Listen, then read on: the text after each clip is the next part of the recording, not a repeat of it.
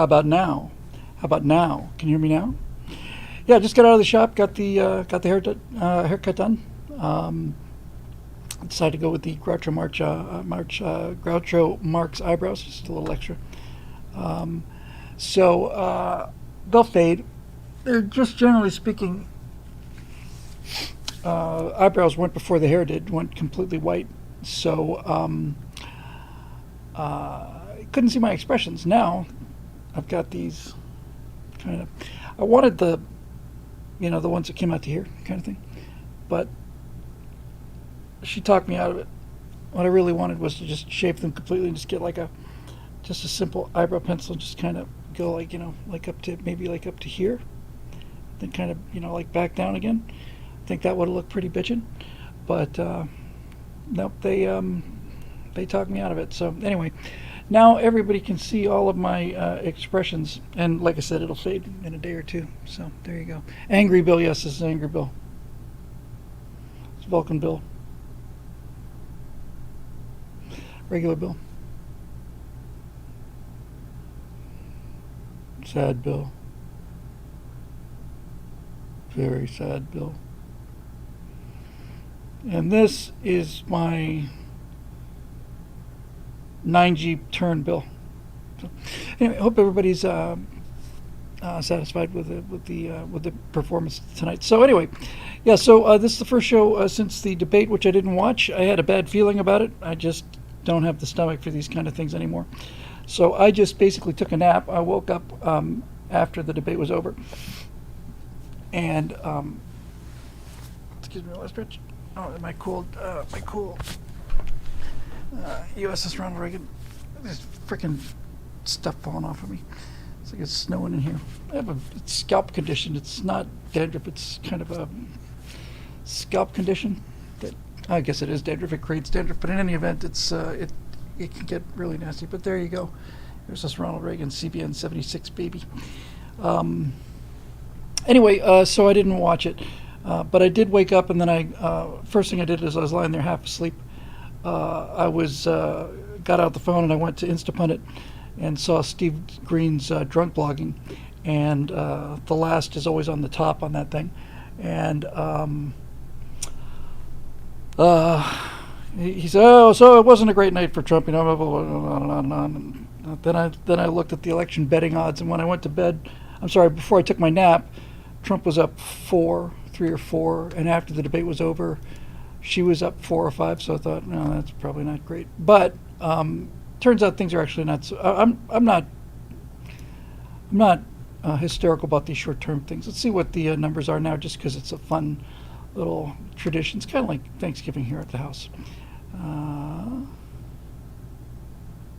46.8 for Trump, 51.9 for Harris. That's a big flop after the debate situation, but I'm not overly worried about that.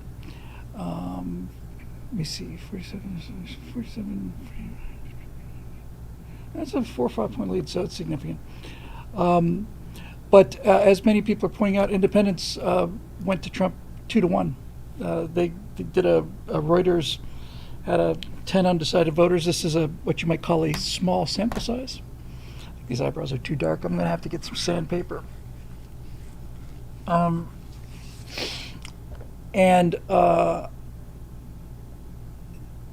wants to know, did I post the last TSS? They're all posted on YouTube. They just archived them there. So I haven't posted them on the website because in order to do that, I have to strip the sound off and process the sound. I got 5 of them done, but I'm putting up newer ones faster than I can catch up. So I got a lot of things that I need to do. So anyway, they're on YouTube, but under the live section. But in any event, you get the idea. But the Reuters people, there were 10 undecideds. After it was over, one person still decided they were undecided, which is certainly their prerogative. But 6 of the undecided went to Trump and 3 went to Harris. So I don't know. I think the main thing, several people have mentioned this, is that she's just so unlikable. The smile is fake, and the voice, good Lord. We'll see. Monday's last TSS. Oh, we didn't have we didn't have a Monday TSS last Monday because I was sick. We did a Friday. Oh, wait a minute, no, yeah, we did Monday. We did Monday just a couple days ago. I don't know what's going on. I'll check it out. Let's see if I can find it. Anyway, so we've still got 7, 8 weeks. I'm not too concerned about it. I'm trying not to be concerned about things I can't have no control over, but I'm doing my best to just sort of watch this thing kind of come and go, and we'll see. So I'll see if I can find that show. It should be there. Anyway, I don't have a lot of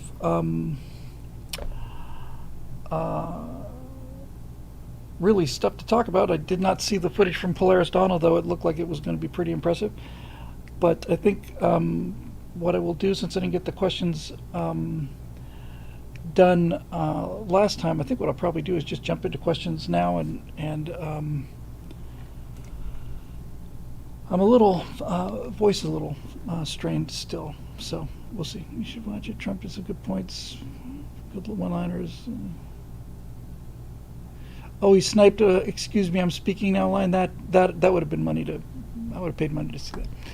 So sometimes I got a whole bunch of stuff to say. Sometimes I don't, and on the times when I don't, it's probably best just to get on with the show.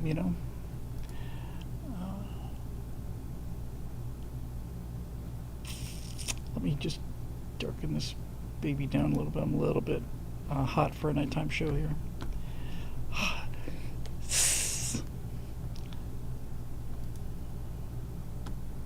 I'm really jazzed about working on my Camaro, to be honest with you. So, I told that story. I'm not going to tell it again, but it was, yeah, I'm definitely feeling, I feel like Eugene Levy. Okay, so let's see what we got here question-wise on the old Stratosphere Studio. So, buildle.com adventure.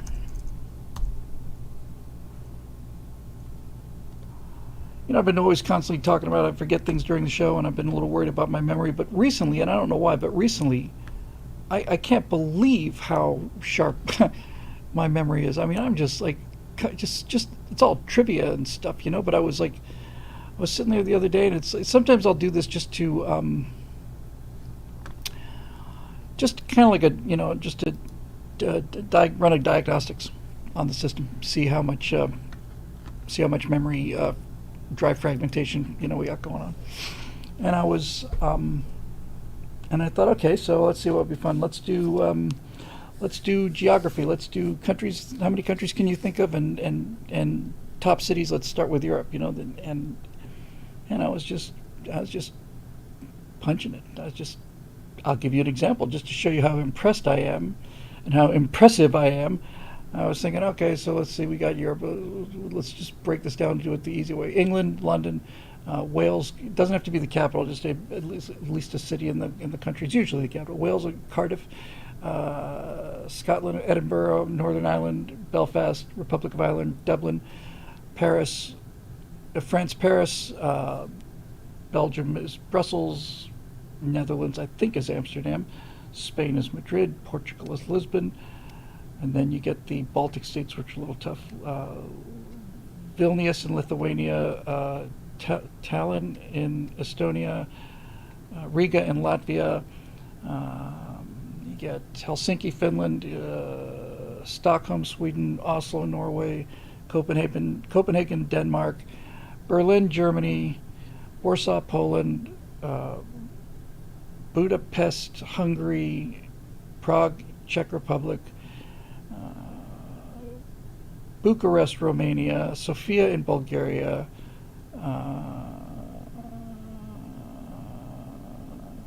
Moldova, I don't remember, Minsk for Belarus, Kyiv for Ukraine, Moscow for Russia. I don't know the cities in Kazakhstan, Uzbekistan, Turkmenistan, Pakistan, Afghanistan, and I could go around the world. But I was really quite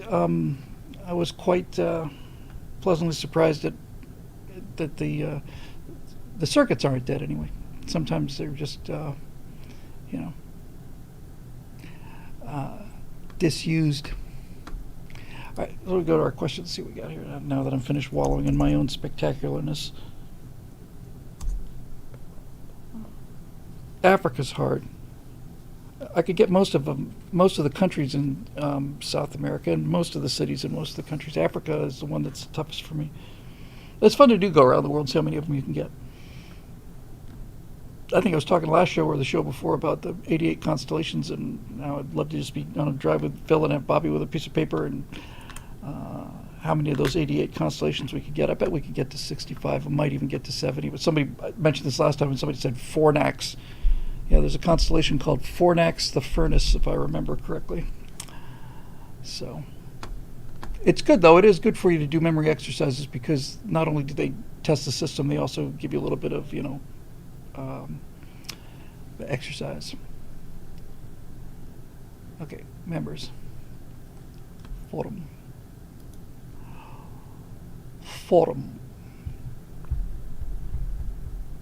Come on. Here we go. TSL questions for 9/13/24. That's a post by Eric Blake. But that's tomorrow. Well, I guess we don't have a show tonight. We have to come back tomorrow. I guess that's the way it goes. TSS questions for 9/16. What? Well, we're ahead of the game here, kids. Let's see what's going on tomorrow. Let's get some idea of what the situation is going to be tomorrow. I'm going to answer tomorrow's questions today. And the big wheel of progress is spinning. Thank you for not calling it Kiev. I never ate Kiev. Yeah, it was Kiev my whole life until all of a sudden it was Kiev. Chicken Kiev. All right, here we go.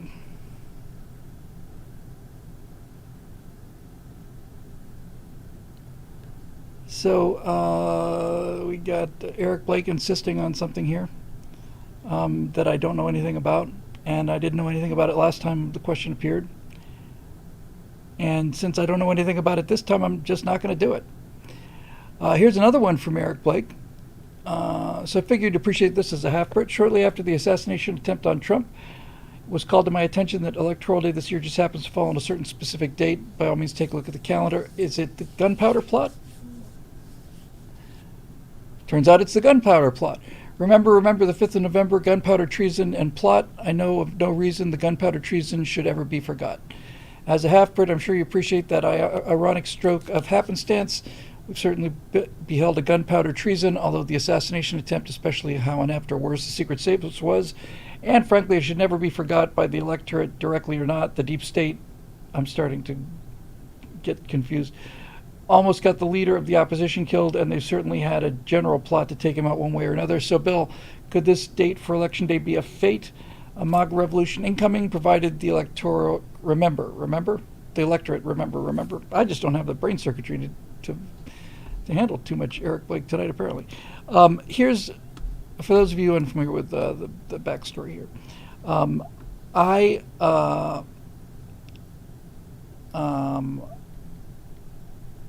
Let me think how I do this here.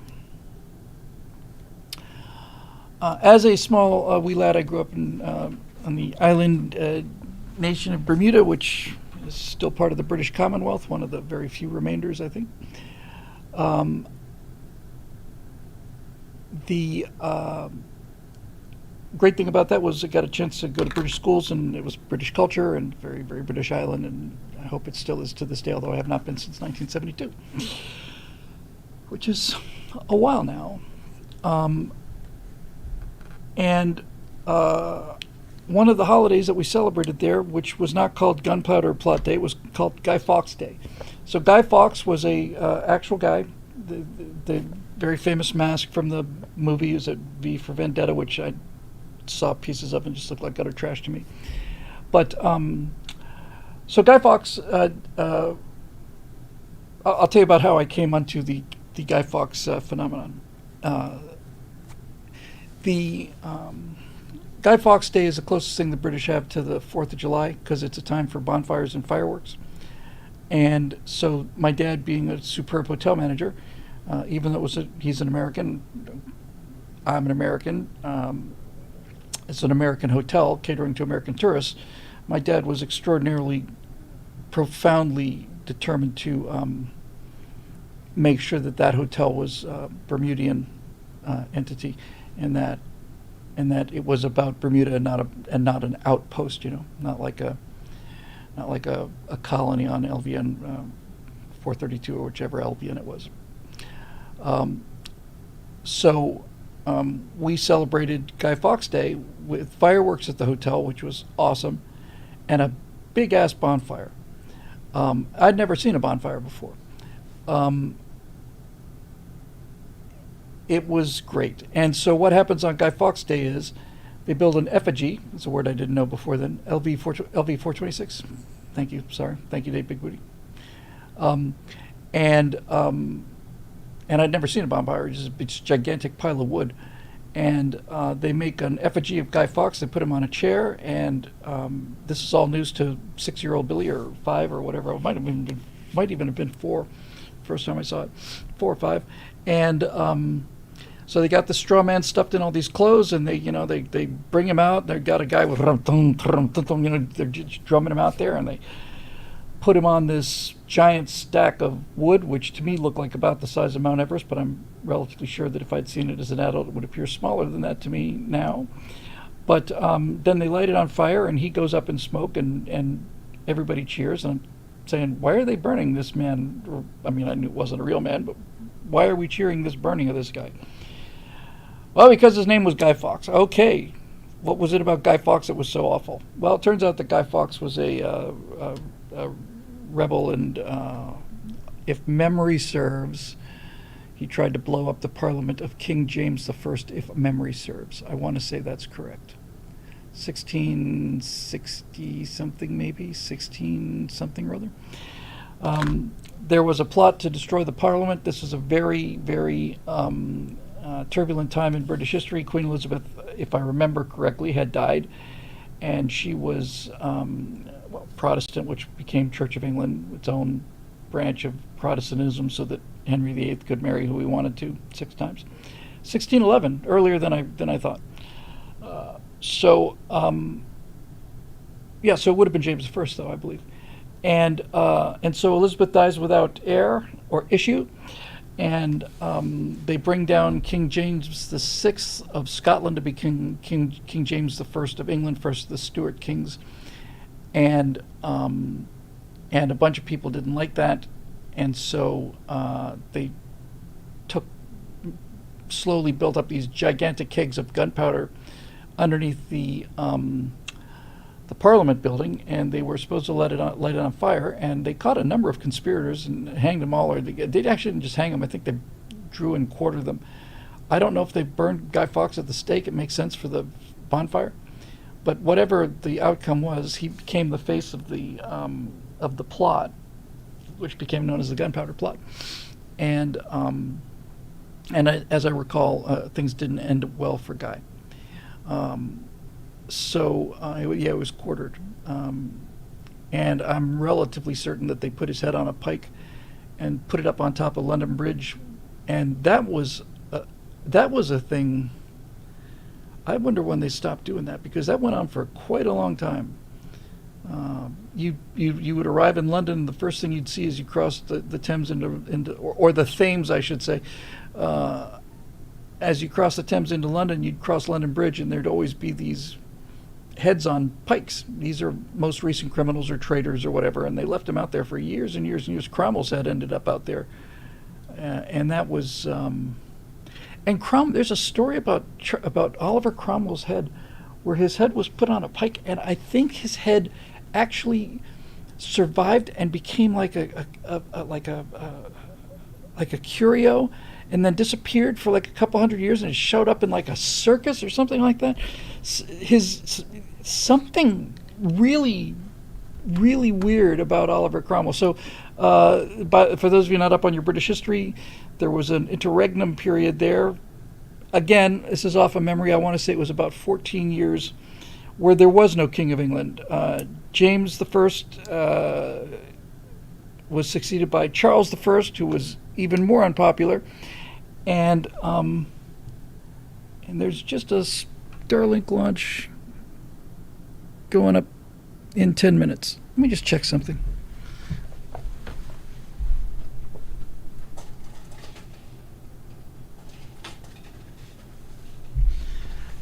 Guys, I'm telling you something. I might have to take a quick delay here. I'll tell you why.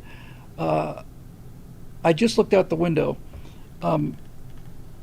Starlink launches in 10 minutes. It is now, the sun is down, but it's still bright outside. This is probably absolutely perfect lighting for that gigantic thing. Can I bring a camera? I can. I need to quickly grab something to play for you guys while I'm gone.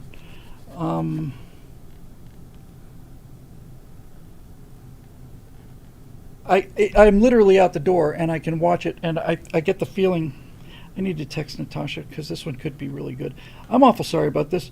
Just give me 1 second here.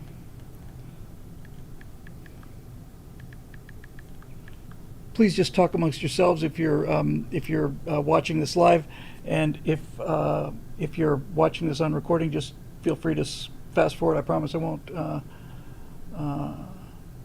hold it against you.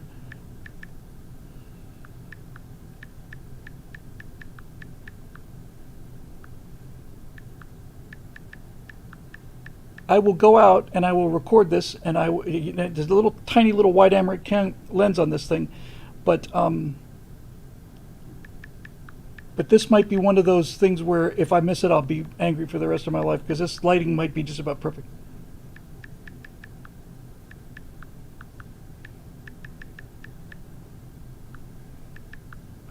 Sorry about this.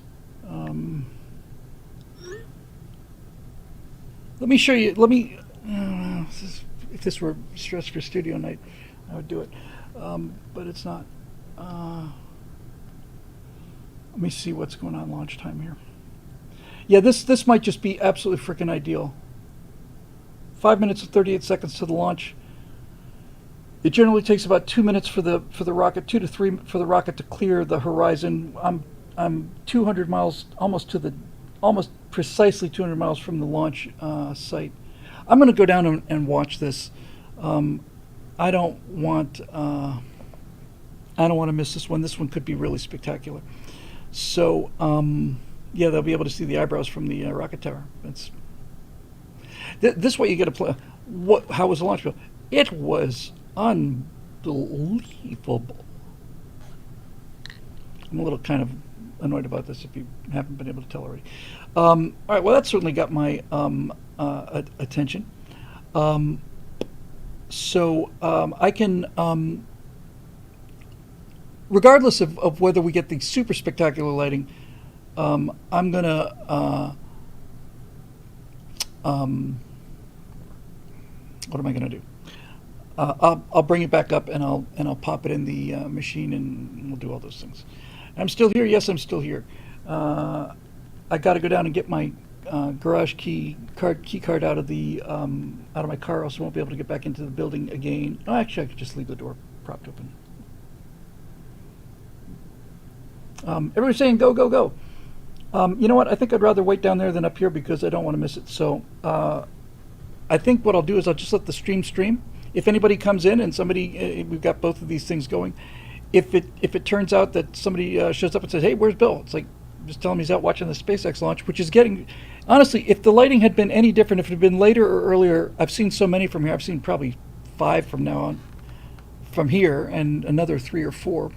But yeah, 3:45. All right, I'll tell you what. I'm gonna go watch this rocket launch. I'm gonna go down and get my glasses, and I will be back as soon as I see what I see. So, thanks for being so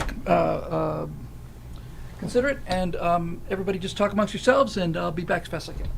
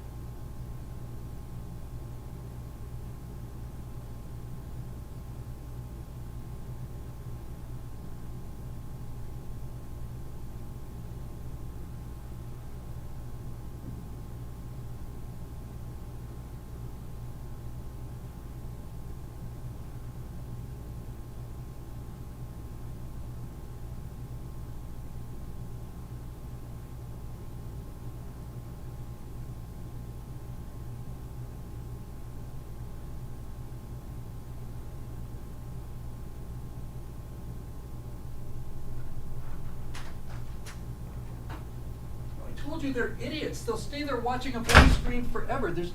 You have no idea how stupid these people are. Oh, hey, everybody. Well, that was absolutely underwhelming. We last week, I want to say it's about a week ago, they launched, and if they'd launched a half an hour earlier, it would have been spectacular. And then this time it was about a half an hour too early. I didn't even see it until it was pretty high up there in the vapor trail and stuff, so there was really nothing to see. Here's a fantastic super chat from Sad Wings Raging. Silver alert, Bill Whittle seen wandering into the studio door mumbling about rockets and Camaro upgrades. Tappy 3 jar, thank you very much, Sad Wings. Yeah, I missed Elon. Apparently Eric says Elon came in, dropped into the chat room, as he's often wont to do. He usually doesn't use his own name, but I know he's watching. It's kind of something I believe in. Lapco92 says, for the doctor's visit, a leak that long at your age is usually a sign of an enlarged prostate. Got that right.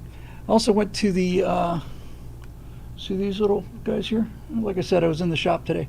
So I went down to the dermatologist, had some more liquid nitrogen shot into my face, which doesn't hurt at all. It's merely, feels exactly like having somebody injecting thousands and thousands and thousands of small little javelins directly into your skin at high pressure and high speed. Otherwise, it's just absolutely nothing to it. But yeah, if you're one of those people that are prone to that, or you have dry, scaly patches on your skin, go to a dermatologist. You don't feel a thing. They blister up and then they peel off, and it's like so long. Precancerous scaly patches will catch you on the flip-flop, you miserable little life bastards. Makes me wonder how many people. I told the dermatologist, new guy at the clinic today, new doctor, and I said, this nitrogen thing, I wonder how many lives it saved. It saved a few.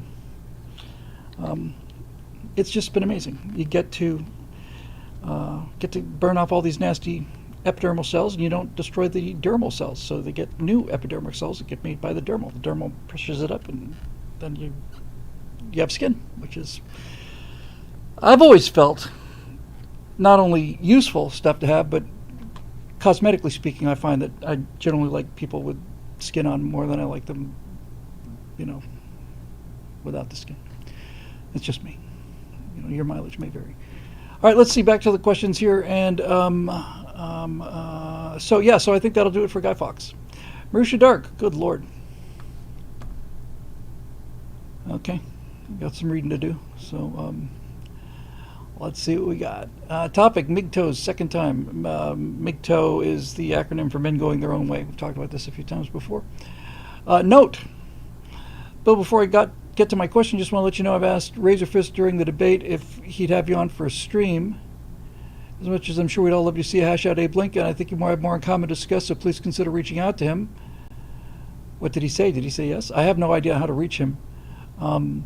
Also, I asked Daisy, Cousins of Sky Australia, and ADH TV to invite you on, so keep a weather eye out for that. Now to the post. Well, thank you very much, Marusha. I don't know if you gave him my contact or whether I know how to reach him, but if I'd be delighted to talk with him. I don't know what I'm curious to know what his response was. And thank you again for the Lapco $91.23 123 reminder super chat there. Anyways, here we go. Bill, last week you replied to my question about bots by suggesting that MGTOWs are the answer. Let's stop and pause for the people who don't have programs to catch up. I can find them on both of their channels. Contact information? I've tried to contact people through their YouTube channels, and I've never once gotten a response from anybody, but I can give it a try. Anyway, and what about cat on the menu? I shot, God, I'm just a little, I'm not, I don't know, I'm just a little scattered. I did oh gosh. All right, let me just answer this because this is going to scroll away. So I did my right angle this week was about the pets disappearing in Dearborn, Springfield, Michigan, about the Haitians and so on. And I did the show, so I asked the question and I talked to Steve, then I asked another question of Scott, and Scott read a release that basically said there's no evidence that this has been happening whatsoever. And I said I'll probably spike the show. So if anybody in the comment section knows if there's any incontrovertible evidence, I'd much rather spike a show where I don't have any confidence. I don't like being wrong, and I don't like being wrong on an issue like this, because it's not fair to people. So yeah, Century 22 says spike the show. If I'm not sure, I'm not going, because the press release said that there's no evidence of it whatsoever according to the police department, and this might be one of those cases of extraordinary popular delusions and the madness of crowds. Marisha says there's no smoking gun, but a lot of circumstantial reports. Diane Freeman says, I live here. It's absolutely happening. I've heard plenty. It's a meme. Viral phone was in Columbia's, not Springfield. I'm just, there's a lot to be gained from it, because it would be views mostly, because it's a hot topic. But when Scott read that police report, I just said, I would rather be quiet than be wrong. So with the issue in doubt, it's not something I want to pile on. Anyway, back to this question here. So Marisha says, last time you replied to my question about bots. Bots are brides of the state. I think, and you believe the press. I live here. It was the police department. I believe you, Diane. I do. I really do. As I said in the show, the one that we recorded, is that I spent, I lived in Miami before I came to California. And in the, I got out here in '88, and before I left in Miami, this being the mid '80s, especially after the Mariel boat lift, they were finding headless goats and headless dogs, cats, all kinds of animals were floating in the Miami River, and it wasn't Haitians, it was Santeria from Cuba and other island immigrants. And I said to Scott, well, there's no question that happened. But I've seen the videos of people testifying. I've seen videos of the guy in the red hoodie saying, "Look, I live here. I have no reason to be here. I'm telling you, this is what I saw every day." It's not that I don't believe it. I do believe it. That's why I chose it, because it's not about the pets. It's about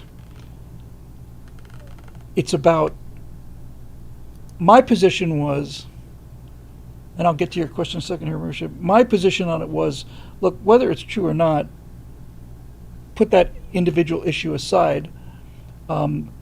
You have an obligation to your host country to not do anything like this. I said, if I'm forced to seek political asylum in the country of India, first thing I'm going to do is not grab all of my American pals and have a big old, hamburger cookout. Because I remember as a child, my mom and dad both telling me that that they hold the cow to be sacred, which I don't, and that's not the point. I like a good hamburger grill as much as the next guy, but I'm not going to go do it in Mumbai, because it will piss off the people to whom I am supposedly being grateful towards. So this idea that that immigrants come here and we have to I think a much stronger ground to say things like this business about the call to prayer in places like Dearborn. Well, now that we're a majority here, in Dearborn, we're going to have this what's the name of that? It's obviously not Mujahideen. It's something like Mozian, the singer. That's my respectful rendition of it. But I don't think the Polish population of Dearborn has to live underneath that 5 times a day. And it's like, if that's what you really, are really into, then maybe you should go live someplace where that's you know, not only not frowned on, but Muzian. How's that pronounced? Can somebody It's not. I've had better nights than this, honestly. This whole day's just been, this whole show's been a goat rodeo. Minnesota, Muzin, Mizin. You know the guys. Anyway, back to the question. Gosh, some of these things are so long. Okay, so anyway, Mauritius, I mean, some of these are really long. Bill, last week you replied to my question about bots suggesting that MGTOWs are the answer and would cause feminism to implode on its own. Bots are brides of the state. These are the feminists that bought into the whole women need men like a fish needs a bicycle thing. And they are, liberal women are the single greatest voting bloc for the Democrats. They vote 75-25. Single white women vote 75-25 Democrat. And they are also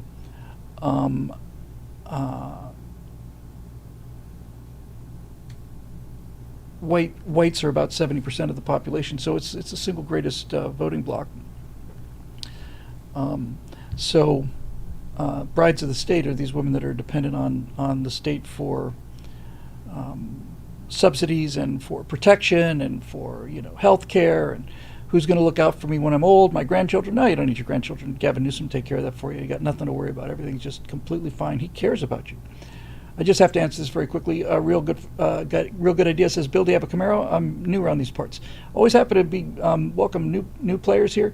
I do have a Camaro. It's my third Camaro. I bought a second generation Camaro. I bought a 1970 Camaro in 1975 when I was 16 years old, and that was a 5-year-old used car. But I loved it.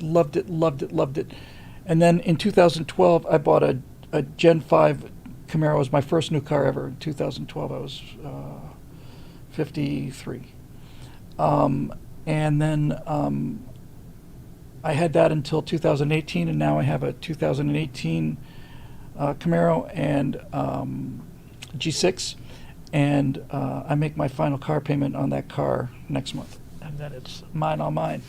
I'm not going to go through the story. I went through it in a lot of detail a week ago, but I didn't get the car I thought I was going to get, so I'm just going to slowly over the course of several months just take the car payments and get the Camaro Rally Sport that I thought I was buying when I went down to the swine dealership that ripped me off out of all my money. So that's the story. Anyway, back to Marisha here. It's even in the name, men going their own way, men who want nothing to do with not just woke feminists, but seemingly all women who, ironically enough, think men need a woman like a fish needs a bicycle. And at least in my experience, most of them who do engage with women do so transactionally or become like Andrew Tate and revert back to treating women like objects to be used and discarded rather than partners to wife and raise families with. Well, I think that's all very true. I'm not arguing with any of it, but I will tell you this. I know which side of the current male-female divide among Gen Z. I know which side is the most toxic anyway, and I know which side is the most entitled, and I know which side is the most useless. These Gen Z stereotypes, and I'm willing to say that they're stereotypes. Dan Freeman says, meet me in church. Yes, exactly. That's where you should go to meet people who are worth marrying. And I don't want to repeat what I said, because I just said it last couple days ago, and then I said it last Friday as well. Woman's virtue is her, that's her primary asset, is her virtue. It's not her body, it's her virtue. And once you give that up, your market value decreases dramatically. And that's the whole dynamic here. The Mauritius questions in regard to here. You said that women are finding they need men a lot more than men need women in terms of building civilization, but I'm sure I don't need to remind you that a single male could populate 100 females, while 100 males would have to fight to death for a lone female. Yes. That's all even before we had technology that could decouple our biology into the mix. I'm not entirely sure that technology is going to work, mind you, but we'll see. If you have 100 people, if you have an island and you want to repopulate the human race, and you can take 100 specimens, take 2 males and 98 females, you got 1 male as a backup, and to give the other guy a break. because it's not 50-50. Women are much more valuable than men are. That's why nature takes so much. That's why nature can afford to play around with males. We're faster, stronger, we're smarter, and we're stupider. That's the interesting thing about male intelligence that not many people understand. It's like males are both smarter and stupider than females. Their bell curve of male intelligence overlaps on both sides. Nature experiments with males. That's why there's shows like Jackass, and that's why I admire those guys so much. As I've said, again, I'm repeating myself from very recently. I repeat myself all the time. I just try not to do it so frequently or so recently. But when I see those guys on Jackass, I admire them, and I'm ashamed that I'm not doing that insane, ridiculous stuff, because there's something very, very, very appealing about the idea of a bunch of buddies going out and doing really dumb stuff just to show off. I can't explain it any better than that. It's just you either got it or you don't. But if you don't get some tinge of that, like, you know what, I wish I was cool enough to be doing that. If you don't have some tinge of it, you're probably one of those guys that sits down to pee. So, there you go. So back to Marisha again. Far from being a war of the sexes that eventually leads to a truce where both sides kiss and make up, would it not seem more likely just to create further division and isolation? Yes, you've got to break the bowl before you buy a new bowl. Yes, it's got to break before the pieces come back together and assemble. And everybody's angry and bitter, and they're going to get more angry and more bitter. And J-Doc, as if we'll never be able to lose this fluffy thing now from Springfield, said, of course the police would be willing to make a statement like that. I understand all of that. It's just I'm not confident enough to stand on that story. So that's the end of that. Except bowls don't come back together. Okay, so it's a goddamn frickin' analogy. Okay, it's just an off the top of my head analogy. You have to break something. Yes, it's going to get worse. Yes, the division is going to increase. Yes, the sides are going to get more polarized. Yes. There's nothing I can do about it. There's nothing anybody can do about it. It's built into the pie. It's baked the way it's baked, and it's going to happen. So I'm sorry if the bowl analogy is not sufficient for you. The fact of the matter is the current socioeconomic, political, and moral situation in the country is set up for catastrophe, and it's going to continue to deteriorate until it can't deteriorate anymore, at which point then people will start taking the solution seriously. So maybe bowls is not the correct answer for that. Maybe we need to be thinking of some other analogy that's less specific than that, but you get the idea. This entire thing is a catastrophe, and there's no way to turn it around until it crashes. It just doesn't happen that way. It's not going to happen. None of this is going to change until it crashes. This is the lesson of history. This is why they launched the Challenger with faulty O-rings. This is why the Titanic goes full speed into an ice field. This is how humans are built. They are not capable, the vast majority of them are not capable of learning from experience as a society, and so we go round and round and round and round and round and round and round. So yes, it's broken. It's going to get more broken. And it's going to continue to get broken until finally people are so desperately, miserably unhappy that they hit bottom, and then they'll start doing something like looking for a new solution. To continue this question here, I guess all in all, my main point of disagreement with you is when you say there's just a temporary hiccup. I didn't say it was a temporary hiccup. I never said it was a temporary hiccup. On the contrary, I think it's a long-term catastrophe. I said it's going to have to run its course. I didn't say it's going to run its course in a week. It's going to have to run its course, and it's a catastrophe. It's not a temporary hiccup. I don't know what I could possibly have said that would make you think it was a temporary hiccup. And that it will lead to a renewing of vows, although I try to remain hopeful I might be wrong. And to your point about passport bros, while I can understand and empathize with that notive, doesn't that fly in the face of demographics as destiny and how we shouldn't be diluting our native population with mass migration, like they do in Sweden and the UK? I don't personally have a problem with transactional relations or ethnic mixing, but neither of those sound particularly conservative to me. What am I missing? Well, you're missing apparently just about everything. Passport bros are going overseas because they find that foreign women are much less toxic, much less masculine, much less angry, much less entitled than domestic men. Now, if you automatically assume that means they go to Thailand, then I suppose that's where your comment comes from.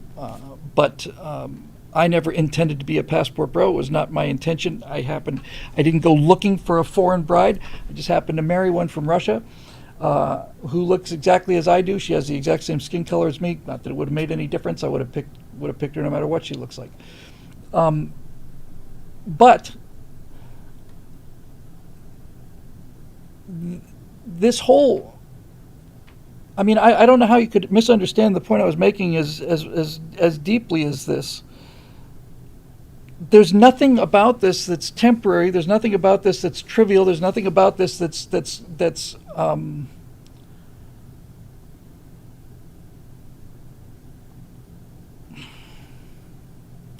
it's broken, and nothing will replace it until everybody is utterly convinced it's broken. And this is my view on the election in 2024 on a larger scale. If it turns out that the country, that the majority of the, and forget about the cheating and all the rest of it, it doesn't, even that doesn't even matter. If the country is destined to have 4 years of Kamala frickin' Harris as president of the United States of America, then things have not gotten bad enough yet. That's the only way to understand the situation. Things haven't gotten bad enough yet. If that's what actually happens, then that'll be your answer. And so we will eventually just keep on going until things do get bad enough for us to have an actual change. This is why it's called a crisis and not an inconvenience. It's not like this this thing that's coming is a bad weekend. It is an existential crisis, and we're either going to have a hard landing or a soft landing. But the soft landing is not going to be a good landing. It's just going to be less of a tooth-filling, jarring crash than if they decide they want 4 more years of this punishment. So I don't understand this whole narration. I never said it was temporary. I never said it was trivial, and I never said it was solvable. I just said it's going to run its course, and it is going to run its course because it has to. It has. There's nothing else it can do but run its course. All right, let's see what else we got here. Furball 321. My goodness, look at this. This is a question. Hi, Bill. Apologies if you've addressed this recently. Thank you very much. It's kind of you. What's the status of the BillWhittle.com upgrade? Are we still planning to pair that with the free trial subscription to Daily Wire and a subscription push at your website? Yes. We had our guy went in and fixed 43 problems. We still have some problems remaining. The trial subscription for Daily Wire is still on hold. The reason that didn't go off when it was supposed to go off was because the second that we introduced either the first or the second episode of Things to Come, An Empire of Terror, just as the website was getting tacked down, they had the enormous mega crisis with Ben Shapiro and Candace Owens, and Daily Wire was under unbelievable attack. I was looking at all of these videos that were talking about this insane war between these two parties, and pretty much every one of them, comments section 50 deep, was, I'm done with Daily Wire. I'm canceling my membership. I want nothing to do with them anymore. That's not the time to release the, hey, here's your free trial membership at Daily Wire to go see this. So I had no control over that. Furball, that was just the way the story broke.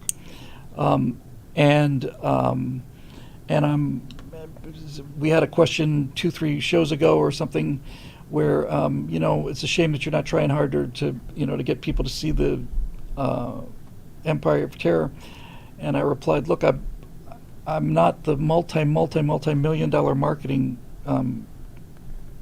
department. That's not my job.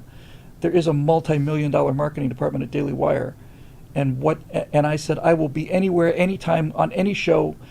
Please, can we do, is there a chance we could get on Rogan? I thought that Tim Pool would have been a slam dunk for them. I thought that Megyn Kelly would have been a slam dunk for them. I thought all of it, and we got nothing. So I'm not happy about that at all. I put a ton of work into that, and it's terrific, and it arrived in this not only did it arrive during the Candace Ben fiasco, but it also arrived while pretty much the entire Daily Wire staff was shooting the Pendragon cycle in Europe. Jeremy Boring was out of town for 6 months. All of the execs at Daily Wire were out of town. The guy who was in charge of non-feature entertainment, but the other guy was out of town. Everybody was gone. So this thing just comes out and poof, just lands like a feather. No impact at all, none. And I was heartbroken by it. I really am, and I'm still heartbroken by it, and I'm angry about it because it deserved much better than that. I get emails almost on a daily basis from people who are saying this is the most important thing we've seen, and for the love of God, can't we possibly get this out to be seen by people? We need to see what happens. We need this more than ever now, and I think yes, it'd be nice for people to see. Kamala Harris's father's a freaking Marxist. She's obviously in that same boat. Can we not see what the inevitable result of all of this is and how it sneaks up on you? That's what Empire of Terror is all about. Lenin didn't come in and start writing papers about, boy, when I tell you one thing, if I get into power in Russia, first thing I'm going to do is I'm going to murder 20 million of our own people. That's not exactly what his approach was.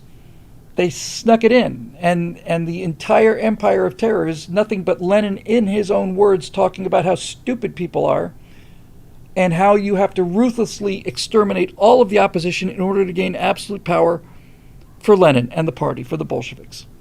So, yes, it is a valuable lesson for our times, and there it sits. I don't know how many people have seen it, but I have a rough idea of how many people haven't seen it, and it's most of them. I don't. I mean, it's been almost a year. It may have been a year since that. I actually don't even. I couldn't even tell you. I'm probably off by 6 months. And I can understand. Look, they put up the money for this, and it's a benefit of membership to get behind the paywall. That's fine, But we're 6 months or a year into it now. I think all of the members who are going to see it have seen it. Can we release this, please? Can we move the needle somehow? I don't know, but we solved a bunch of technical problems on the website. We've still got technical problems on the website. I'm dealing with somebody overseas because I have to. I'm in pretty much all of these situations. I'm in a cash flow bucket, and the bucket is we don't have the means here to do the marketing and the promotion or get an engineer for Stratosphere Lounge. I'm hand posting all of the right angles and editing those, and I know what you need to get out of it. We're at the bottom of this power curve. You just can't get there from here. So I continue to work on the colonies and develop that as much as I can and keep that baby going. And I'm shopping that around in a number of places. But this is where we are. So I'm not trying to blame anybody for. I'm not even blaming Daily Wire. I just find it to be frustrating place to be, especially considering how much time it took and time away from the rest of this stuff. Okay. Oh, hey, look at this. Here we go. We're back again.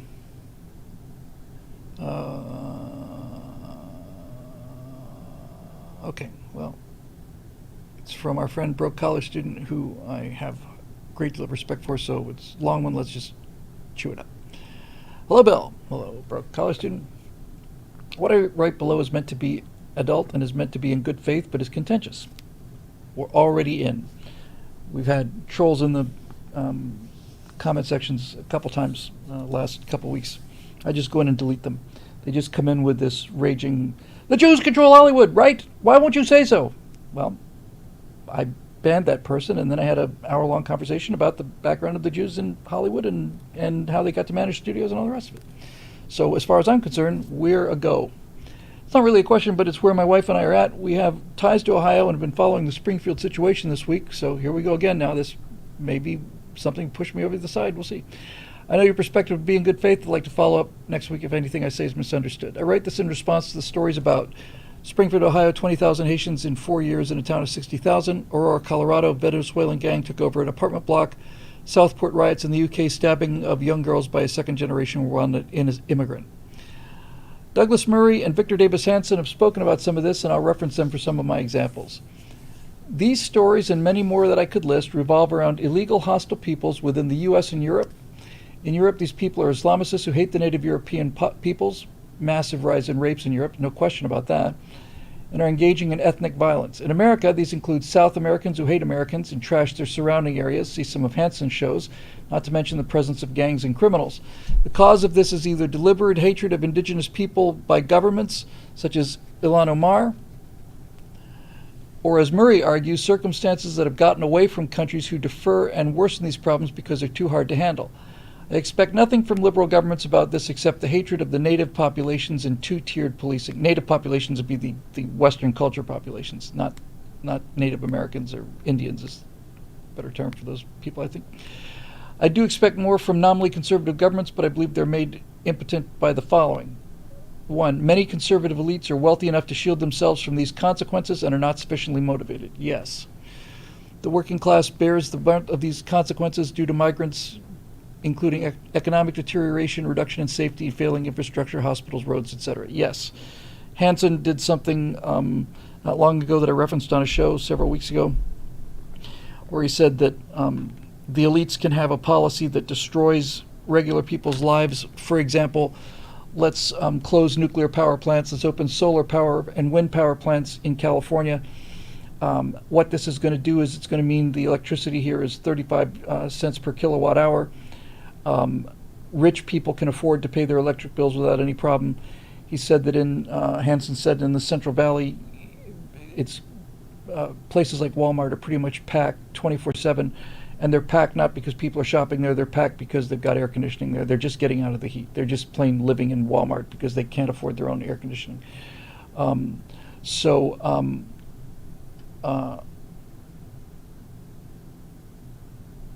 Yes. But what Hanson went on to say was now civilization is not just that the elites are producing these insane philosophies. It's civilization in California is collapsing, and now things are so bad that not even the money of the elites is saving them. Now they're forced to live in their. A great example of this that I gave, or that Hanson gave, I can't remember which, probably both of us, was that it's one thing when people are rioting in Watts and you can talk about, oh, we should allow homeless in Santa Monica. So they say, hey, homeless people, Santa Monica is a haven for you.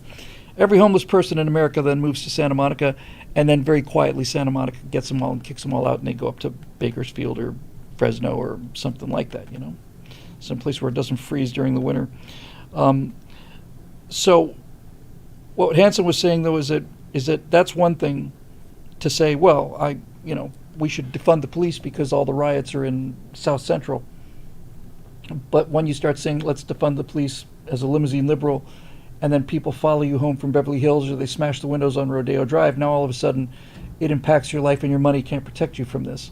And he says that has got their attention. They're becoming more and more prisoners inside their own gated complexes, and they can't even go out for, dinner or theater or whatever else these traitorous imbeciles want to do with their free time when they're not trying to control the rest of us. So, yes, it's gotten so bad now that their money doesn't protect them anymore. That's good. That's a good thing.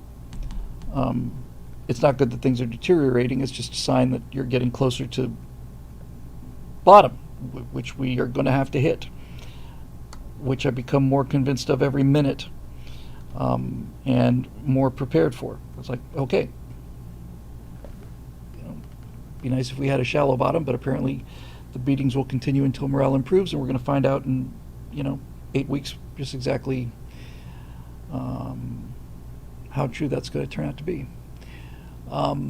Then he goes on to say many conservative elites are okay with mass migration, legal and illegal, because they view people as economic units, and migrants improve GDP. Other consequences be damned. Yeah, I don't know if it's so much that they improve GDP as they do all the dirty jobs that the elitists still need done. Somebody has to do the gardening. God knows it's not going to be the guy who owns the house. Somebody has to clean the pool. Somebody has to repair the bends. Somebody has to do all of those things. Somebody has to fuel the jet. They view them as cheap labor and replace native workers with cheaper migrant workers. Yes, they don't. The most amazing thing about these liberal elitists who claim to care so much about everybody is how unbelievably callous they are when it comes to the number of lives that they ruin.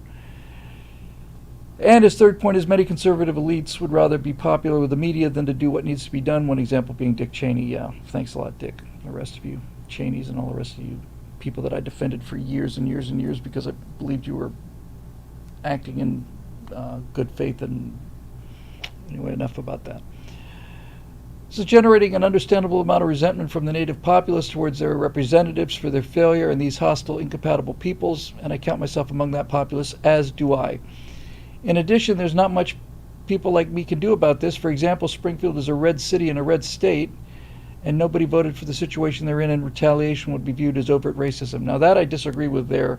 I think Steve Green said during the show that no, this is exactly the opposite, that they had an extraordinarily progressive and liberal mayor, and that these people in Springfield got exactly what they voted for. That was Steve's position the whole time. So where that goes, I do not know. Donnie Girl says, aloha from Kami, Hawaii. Mahalo to you too, and I'm with you, sister. We've just got half of the Pacific Ocean between us, and the communism is strong with that one too. Anyway, so he goes on to say, I think that mainstream conservatives like the Daily Wire people need to start accepting that hostile peoples are not compatible with civilized Western society. That was the entire point of my article, of my right angle show. It's like, look, if you're here as refugees, then you do things the way we do things here, because you are guests in this house who have, and the people who have extended this helping hand to you have done so out of kindness and generosity. And if you don't have the fundamental respect to behave the way that they behave in their own houses, then you are more than welcome to go back to your own piece of shit house and live there for the rest of your miserable lives. That's how I feel about this kind of thing. And I made the further point that while conservatives are against illegal immigration, virtually all conservatives I know are in favor of legal immigration. I hate immigrants so damn much I married one of them. She's not an immigrant anymore. She's an American citizen. She's as American as anybody else. But she never for an instant thought that she would bring anything from Russia that Americans found to be offensive. The idea that she would do something like that has just never entered her head. She's an all-American girl now, and she is proud of this country and proud to be here and proud of the passport and proud of their driver's license and proud of the history and proud of everything. And she's also very proud and very fond of her Russian heritage. That's how it's supposed to be.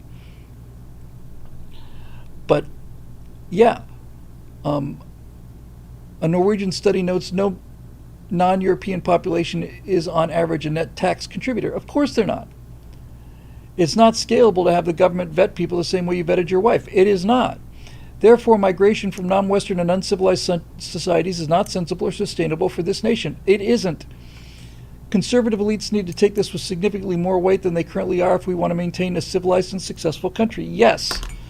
You know, I still believe, I genuinely in my heart believe that it's not, I got to be very, very clear about how I put this.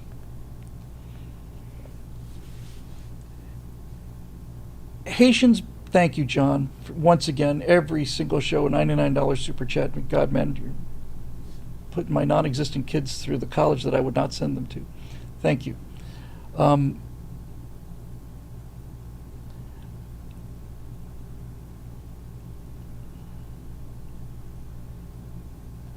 Let me think about what I'm trying to say here. Well, let's do, you're going to get the whole right angle show, whether it gets released or not. I haven't made a final decision yet, but in any event, you get the idea. Here's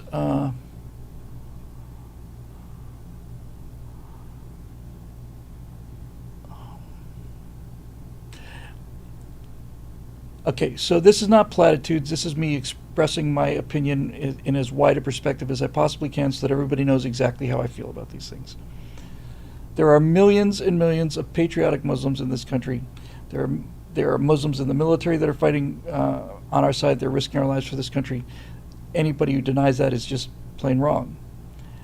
But Sharia, fundamental Islamic law, is not only not compatible with America, it is antithetical to America.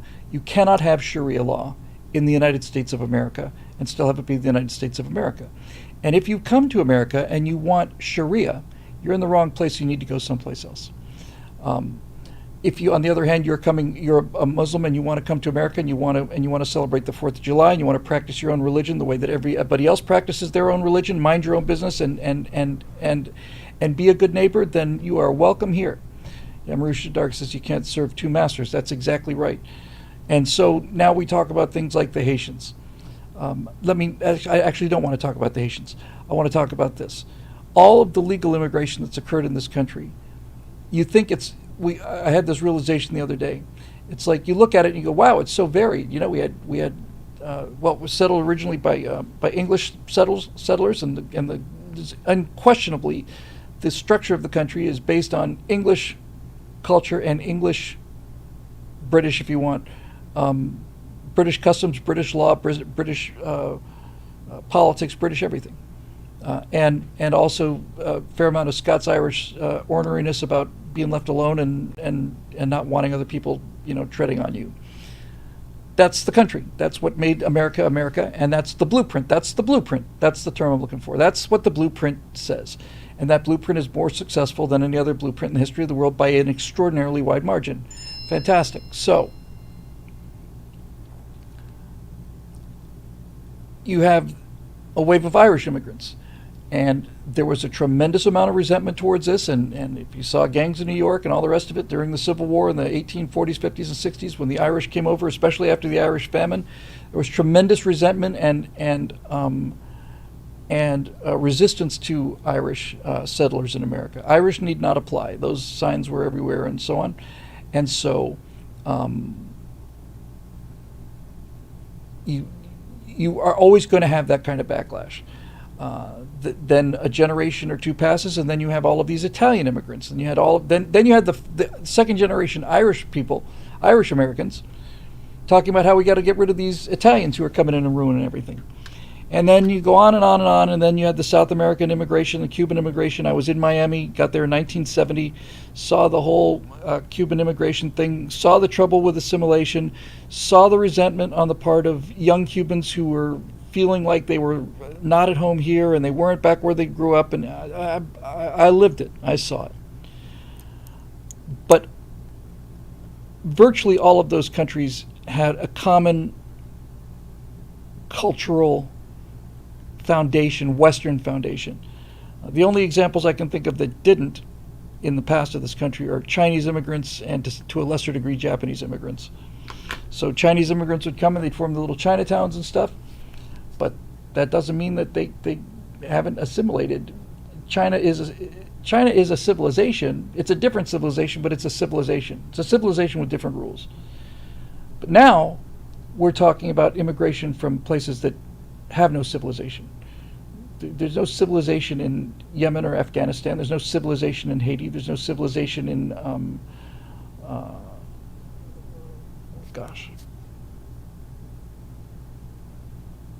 those two pretty good examples. So if you come from civilization, you decide to go someplace else, you can change to the norms of the civilization. But if you've never been civilized, then you do things like steal people's cats and eat them, or sacrifice them to your voodoo gods. I don't know how much of that's happening. I'm sure some of it's happening.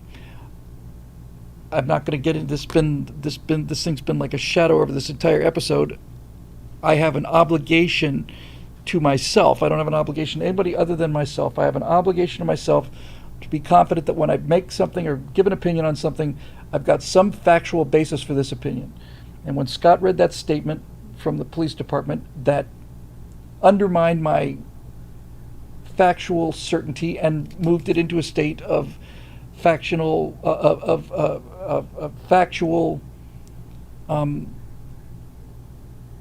likelihood. I don't want to go out there on likelihood, so I don't want to rehash this for the 8th time. But clearly, your overall point is 100% correct. You cannot have. This is you bring people into this country who are antithetical to the look. If you look at the, I'm just not in the mood to go get the data because I can. It's easy. If you look at the number of, from where do people come from into the United States on a 10-year basis, they keep these running scores. And back in the 40s, 50s, 60s, it was like the immigration to the United States was from England, Scotland, Germany, Sweden, almost exclusively. The top 10 donor countries to America, Canada, all of them were Western countries. Every one of the top 10. When you look at it recently, none of the top 10, not one of them, are not only not Western countries, they're not even really countries at all. They're just barely there. Immigration is from Mexico. Mexico is a failed state and has continued to be a failed state. I think Donald Trump, if Donald Trump was elected president again, I think he could make a deal with Mexico that would finally get that to be an actual freaking economic asset to their own people. But what the hell do I know about these things? But in any event, yes, so they're no longer coming here to contribute, and they're no longer coming here to contribute cheap labor and build themselves up, because the entire immigrant story in America is you come to America and you work as a janitor so that your son can work as a mechanic so that his son can work as a doctor. That's how it's supposed to work. And that's not happening. And the Democrats are opening the floodgates because not only do they get the votes, but they get the congressional representation. They get the seats based on the census. You would think that a country that is a country, has borders and has passports, would understand that it doesn't matter how many people live in this area. It matters how many citizens live in this particular area. But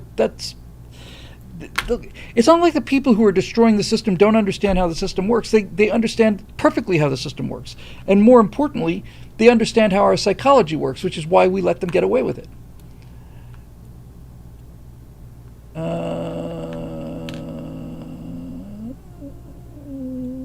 Yeah, okay, whatever. So that's that.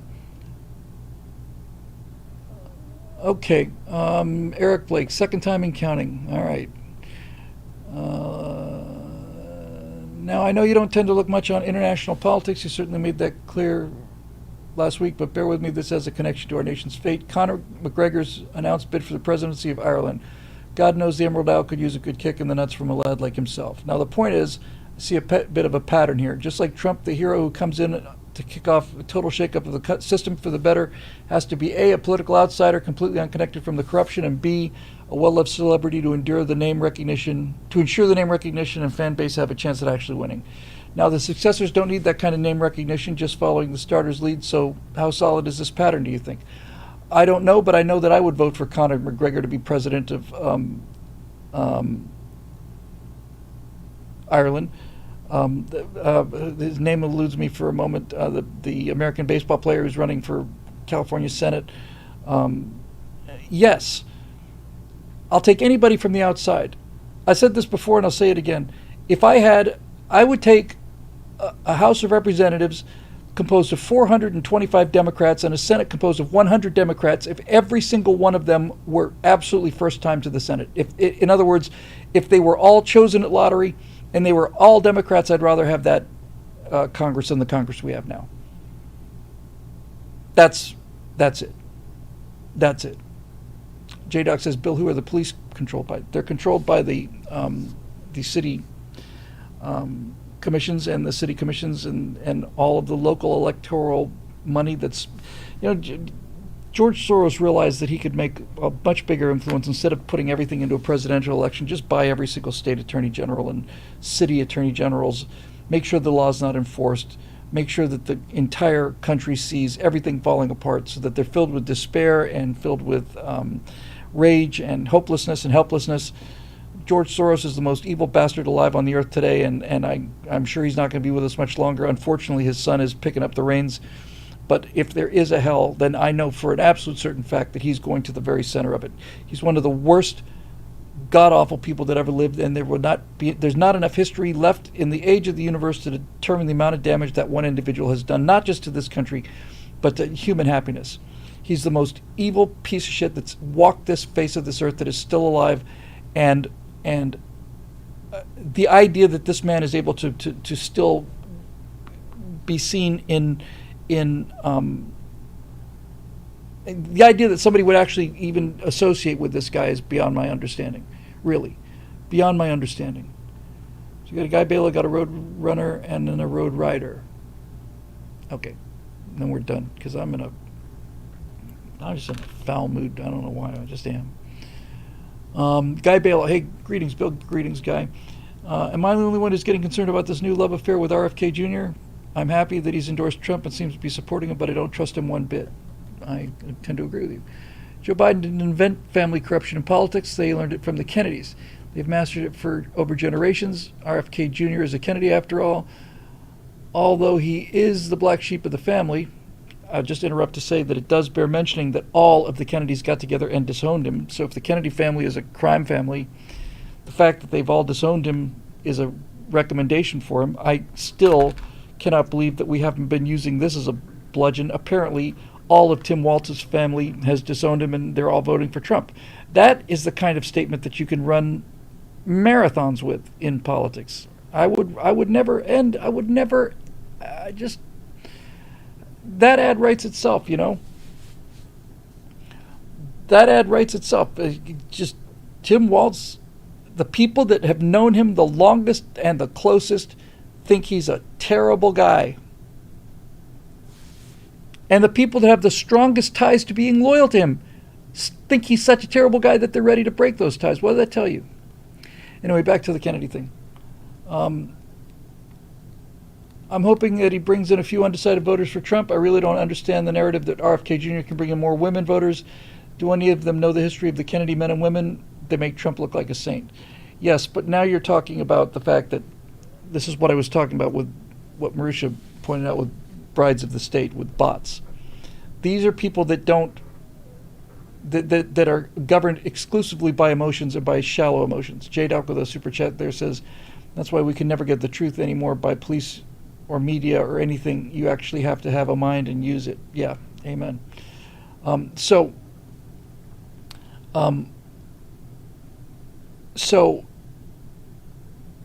these are the kind of people when Ted Kennedy died, I don't know if it was a columnist, I think it was a columnist. This was a female, it was a woman liberal feminist who said that Mary Jo Kopechne, if Mary Jo Kopechne could have lived to see how much good Teddy Kennedy had done in the Senate, then she probably would have been glad that she gave her life for the cause, something along those lines. It's the most revolting thing I think I've ever read, ever. But look at what that's basically saying. This is a liberal feminist woman who's saying that Ted Kennedy was so good for women that the woman that he that he exploited and essentially murdered because he drove roaring drunk, this person who he was married at the time, needless to say, this person who trusted him, who he murdered, should be grateful that she's dead because of all of the good that Ted Kennedy has done. How do you square that with the kind of if Ted Kennedy hadn't been Ted Kennedy, if he'd just been a Republican who had done that to that woman, they would want the guy's scalp, and rightfully so. They don't care. There's no logic, there's no rationality, there's no memory, not even memory. There's no memory. It's all about what feels good to us right now, and so they glorify the Kennedys because they're bat guano crazy chicks. That's why. You know, it doesn't matter if Donald Trump and Donald Trump's record and everything, and Donald Trump looked like George Clooney, then they would be voting for him in droves, in droves. It's got nothing to do with anything reasonable, Guy. And when you start asking reasonable questions like this, you just run into this brick wall of stupid. Just it doesn't make any sense, and if you're looking for it to make sense, it won't. To continue on, do any of these women know the history of the Kennedy men and women that make Trump look like a saint? They do. Ted Kennedy was the one who talked about a waitress sandwich. He would go into restaurants with, what was his name, his drinking buddy, another Democratic douchebag, and they would corner a waitress, and then these two guys, one on either side of her, would just keep pressing up against her. They thought this was fun. This is what Teddy Kennedy, the lion of the Senate, the defender of women's rights, did all the time. And you can add Bill Clinton to this list, who did exactly the same thing, did nothing but use his power to intimidate and to coerce women, and the left loves him because he's a liberal, because he's a Democrat. This got nothing to do with what these people do. It's got to do with what they say. That's how deep these bots are. That's why bots is the all-time greatest acronym in the history of the world for these people, because that's what they are. They're bots. They're little, they're little clockwork robots. You wind them up and they go marching off into the world to make things miserable for everybody. I'm all for having RFK Jr. help get Trump elected. He needs every vote he can get, but giving him the administration with any authority whatsoever would be a huge mistake. I don't think anybody's talking about giving him anything authority. I think he's probably going to end up with Health and Human Services or something like that, which would be fine with me because I think that department needs to go. I'll tell you why I like Robert Kennedy. I wouldn't vote for Robert Kennedy, needless to say. If it came down to Robert Kennedy and Kamala Harris, I'm going with Robert Kennedy. Robert Kennedy got at least some of my respect and admiration for his stance on the vaccine and how the whole COVID thing was handled. He was one of the few high-profile people who was actively out there saying this whole thing is a bloody lie from start to finish, and that earned my respect for RFK Jr.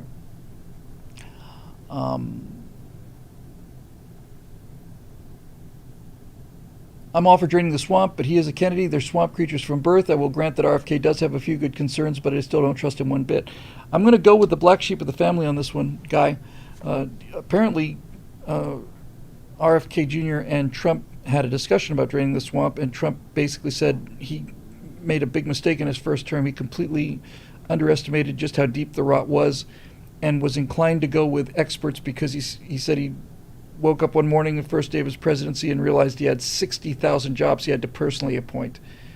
And so he took the path of least resistance, and people had already been established or had some experience. That's the smart thing to do as a manager. If you've got a hotel, you want to get a guy who's managed a hotel already. But he and Kennedy both together said, no, the problem is the bureaucracy. So again, I'm not trying to defend Kennedy so much as I'm saying that I don't think he is... the fact that the rest of the family has disowned him, I think, says something about this guy's politics, if not his character. Goes on to say, I think President Trump should be very cautious and picky about the people that he chooses to serve his administration. I really hope he learned his lesson from the first one. Sounds like he did. It was the only time I ever heard Donald Trump admit he was wrong. I'd rather President Trump choose someone for a position that no one has heard of but is qualified for the job than someone with name recognition. Exactly. That's my entire idea. Is there any validity to my concerns, or am I just being overly pessimistic? No, you got it 100% right. And we should always be distrustful of all of these things. Just, skepticism about all of it is the key to integrity. And integrity is rare, and it's a valuable commodity. It needs to be treasured. So I agree with you completely. I do think that you're certainly right about the Kennedy family, but again, I've said it the fourth time now, the fact that they've all disowned him says something about RFK Jr. that tells me he's different than the rest of them. I don't trust billionaires either. I know many, many millionaires, and they have been the hardest working people I've ever met in my life. But billionaires are freaks. And I've known one of them on a first name basis, billionaire. And they're not like you and me. So when it comes to that argument I'm making here, is Elon Musk just a regular old guy who's all about nothing but the Constitution? No. Is he Ronald Reagan? He's not. But he's not one of them either. He's clearly different. So we'll see. Caledon Society in the comments on YouTube says, did I hear Trump talk about Elon conducting an audit of the federal government? I had heard it in passing. It is the single best idea I've ever heard in my entire life. And I don't know why Trump doesn't run on this. This should be the number one issue of the campaign, is we are going to audit the federal government. They have taken all of your money for all of your life, and they spend it like sailors, and they don't know what they're spending it on, and tens of billions of dollars simply disappear because nobody thinks they're going to get caught. So we are going to audit all of them. This should be the entire campaign should be audit the government, period. That's it, nothing else. Audit the government. You're all going to have to be responsible for the money you spent, and if it turns out that a bunch of it disappeared, then we're going to take the reconstituted Federal Investigation Bureau, and we are going to find out where that money went. And we're going to find out where that money went, and we're going to have some answers. And if it turns out that you can't account for it, and we find it's in your bank account, you're going to jail. Period. Yeah, DOT can't find $2.1 thousand billion. $1,000 billion. $2,000 billion gone. Now, with the DOD, I am hoping that this is some variation on what they did with the B-2 bomber, where they had stuff that was so top secret they simply couldn't have a line item budget for it. That's where you got the $900 toilet seats and the $800 hammers. They were charging that because they had to basically take some of that money off, just take it completely off the books. And if it turns out that money has gone into, an Iron Dome program for the United States of America to make us immune from missile attack or whatever, then shut up and take my money. 2 to go. Road Runner, NM. Greetings, friend William. Greetings, my dear friend Road Runner. Since there are many relatively long questions tonight, including several from one person, I'll try to keep this brief. Why do Republican candidates agree to hold debates on actively hostile television networks? Because we're idiots. That's why. Because we're Charlie Brown and they're Lucy with the football. Because we're convinced that this time it'll be different. That's why we do it. Because we don't deserve to win elections. That's why we don't deserve to win. When you want to be that stupid, you don't deserve to win. You really have to ask yourself this. Do you deserve to win? The other team plays 24 hours a day, 7 days a week. That's all they do. They practice, and they practice cheating. That's their strategy, and they're good at it. And we are so naive and so lamb-like. We're such sweet summer children that we don't deserve to win this country. We don't deserve political power. We just don't deserve it. And frankly, if we continue to do things like this, not only do we not deserve it, and we're not going to get it, but we don't. You have to ask whether or not you're cognitively able to function as a government if you are going to be making this mistake again. He goes on to say, why do Republican candidates agree to hold debates on actively hostile television networks? The Dems have proven repeatedly that just say no is an effective way for them to stay off Fox News, so why do Republicans give in so easily? Thank you again for your great work in keeping us informed. Well, that's kind of you. Thank you. You need the debate. You have to have the debate. Why you have to agree to any one of these people, I don't know. They won't agree to Fox, so fine. Have it hosted by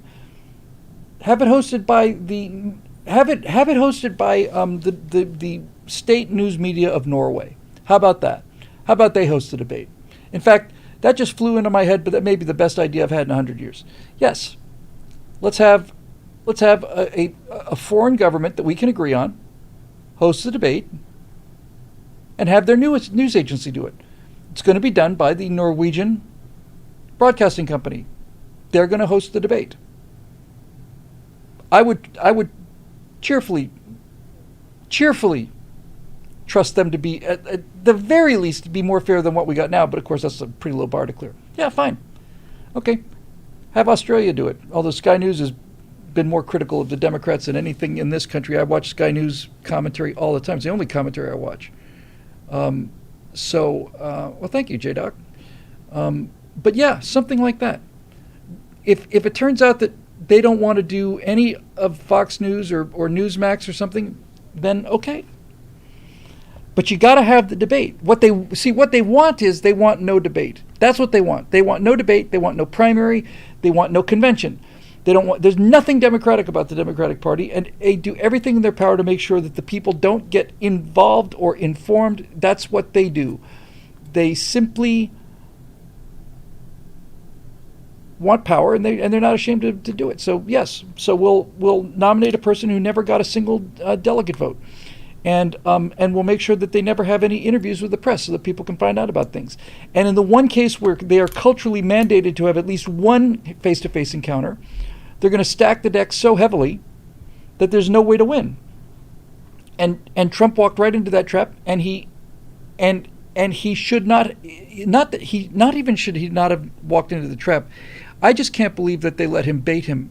I can't believe that I'm concerned that there are things that Trump doesn't seem to have control over, because I'm much more thin-skinned than Donald Trump, and I don't do college events.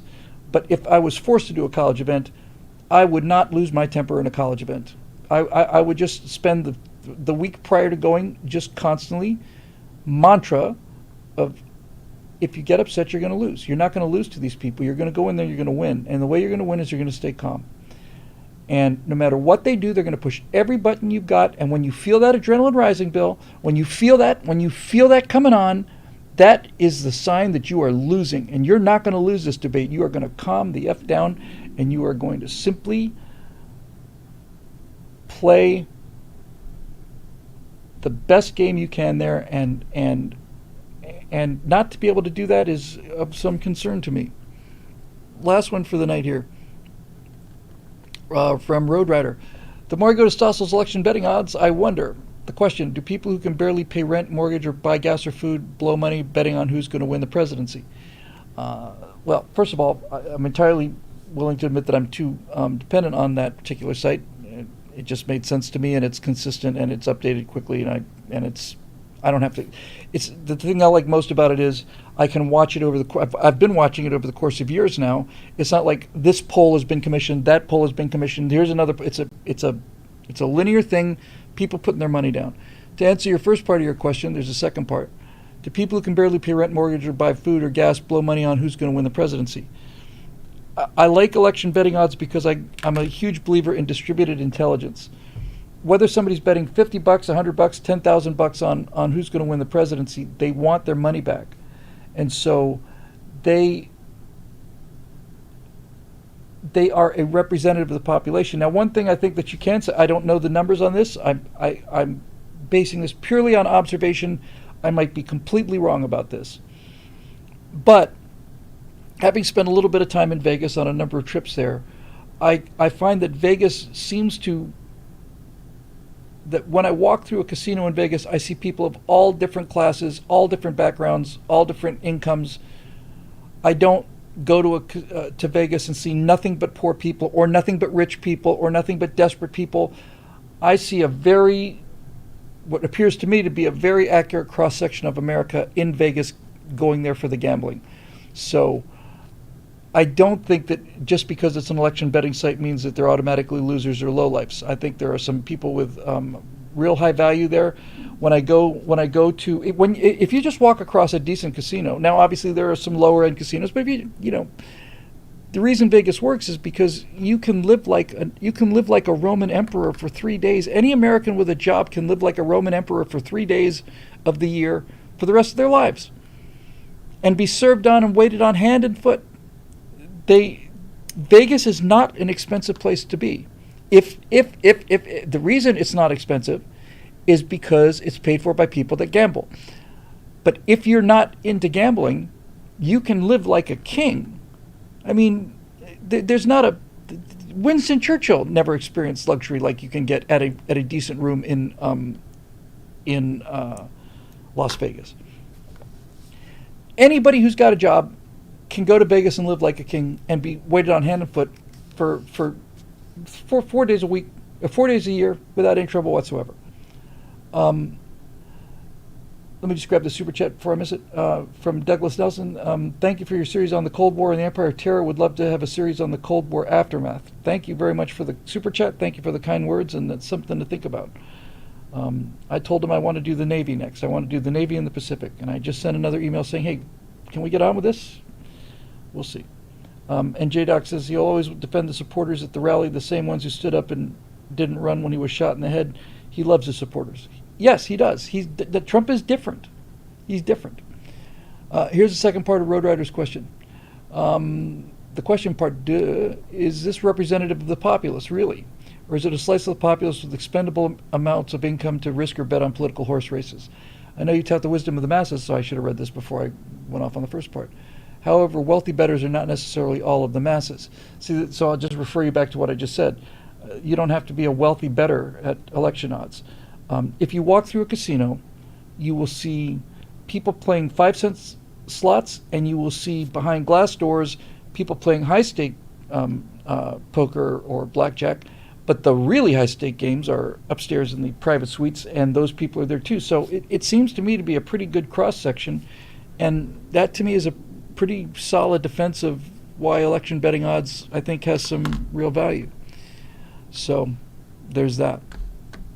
For some reason today, I don't know why, I think it's just my voice and just everything. Oh, look at this. My God, it's snowing here. I just got this scalp condition. I just went to the dermatologist and they gave me some medicine for it. It's embarrassing. But today is just one of those days where I'm just creaking, a little cranky too on top of it, I guess. So anyway, that's all the questions. So what are we looking at? Hour 45. It's one of your shorter entries, but I'd like to go home now. Sorry if I was a little snippy. It's just a mood. I don't know. Sometimes these things just come over me, and that's the way it goes. Probably, if I was really furious all the time, I'd be much wealthier than I am right now. Caledon Society, so let it be written, so let it be done. Thank you. Please get in touch with Daisy and Razorfist. Well, I'd love to. I have not had good luck trying to reach people through their open doors to the general public, but I'll give it a try. Okay, well, you probably know by now the show's made possible by the members at BillWhittle.com who keep the lights on no matter what, and who have been with us these many years, and to whom we are eternally grateful. They make sure that all this stuff keeps coming so that other people can see it, and we're very, very grateful to all of them for that. So that'll do it for this edition of the Stratosphere Lounge. We'll say goodnight to our friends on YouTube first. Thanks for joining us, YouTube, and we will see you Monday night. So I've got something interesting to show on Monday night, I think, that for a number of reasons. So that'll be fun. I'll get all that downloaded and loaded so we don't have to fool around with it and dangle it. But saw some interesting stuff that I think affects the colonies and other things. So we'll talk about that on Monday night. So thanks for joining us, YouTube. We'll see you on Monday.